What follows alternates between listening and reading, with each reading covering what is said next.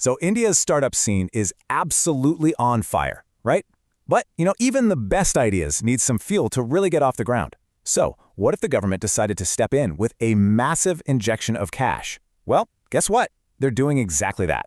Today, we are going to unpack a huge government initiative, the Startup India Fund of Funds, and figure out just how it plans to supercharge the country's entire innovation engine. Let's dive in. Okay, first, just look at that number, 10,000 crore rupees. Let that sink in for a second. That is the sheer scale of the government's commitment here. It's an absolutely massive figure that shows they are dead serious about this. But it also begs a huge question, why this much money and why now? To get that answer, we really need to look at what's happening on the ground. Like I said, India's startup world is buzzing with brilliant ideas, but there's this critical hurdle that so many founders run into, figuring out how to get from a great idea to a company that's actually growing. And this right here, this is the core of the problem. For all the energy and excitement, getting access to money has been a huge roadblock. You've probably heard about the funding winter, right? It's basically a time where investment money has just been a lot harder to get. And this hits the early stage and deep tech companies the hardest. The ones working on really complex, long-term innovations. They need patient investors, and that's often the toughest kind of money to find. So what's the government's answer to this challenge? Well, it's not a small Band-Aid, that's for sure. It's a big, strategic, and very well-funded intervention. Let me introduce you to the Startup India Fund of Funds 2.0. All right, so what is this thing exactly? Let's break it down. First, you've got that headline number, a massive 10,000 crores.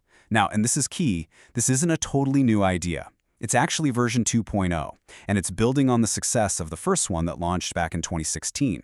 The primary goal is super clear. Plug that funding gap we were just talking about.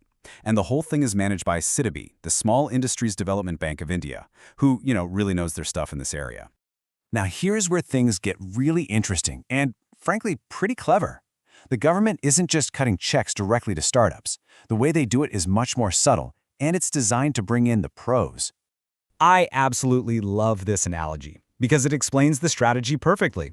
Think about it. Instead of trying to pick the one winning startup out of thousands, the racehorse, the government is betting on the most experienced jockeys. And these jockeys, they're the expert venture capital fund managers, or AIFs, who have the skills and the track record to spot and back the most promising companies. So, who are these jockeys? Well, they're called Alternative Investment Funds, or AIFs. In simple terms, these are professionally managed funds. They're registered with SEBI, the market regulator, and their whole job, their entire reason for existing, is to pool money from investors and strategically put it into high-potential startups. So, let's follow the money, shall we? Step 1. The government of India sets aside that huge 10,000 crore pot. Step 2. SIDBI comes in, manages it, and very carefully selects the best AIFs out there. Step 3. Those chosen AIFs get a chunk of the capital. And finally, Step 4. The AIFs invest that money directly into the most deserving Indian startups. It's like a 4-step waterfall, designed to get the money where it can make the biggest impact. Okay, so we know how the money is moving, but the next big question is, where is it all going? Because believe me, this isn't about just spraying cash around randomly. This fund has some very clear, very strategic goals. And right away, you can see this is all about the future. The fund is specifically targeting sectors that are crucial for India's long-term growth. We're talking deep tech, AI, and innovative manufacturing. The things that are key to building a truly self-reliant economy. But it doesn't stop there. There's also a huge push for green and sustainable businesses, plus healthcare and agritech. But the strategy is bigger than just picking winning sectors. It's about growing the whole ecosystem. The fund wants to spark entrepreneurship beyond the big metros and into Tier 2 and Tier 3 cities. It's also specifically designed to help companies in their earliest, most fragile stages. And this part's really important. It's meant to encourage more domestic investment, which helps make the whole system more stable and less dependent on unpredictable foreign money.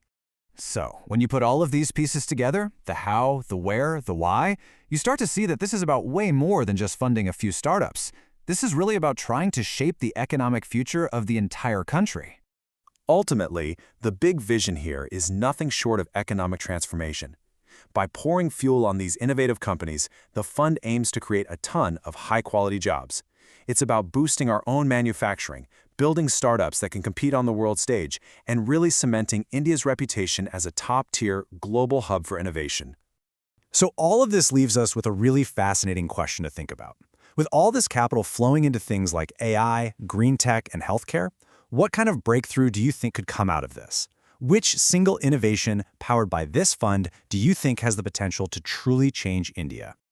And that's our breakdown for today. If you found this useful, do me a favor and hit that like button, share it with a friend, and of course, subscribe for more explainers like this one. And hey, I really do want to know what you think. Drop your answer to that last question in the comments below. Thanks for watching.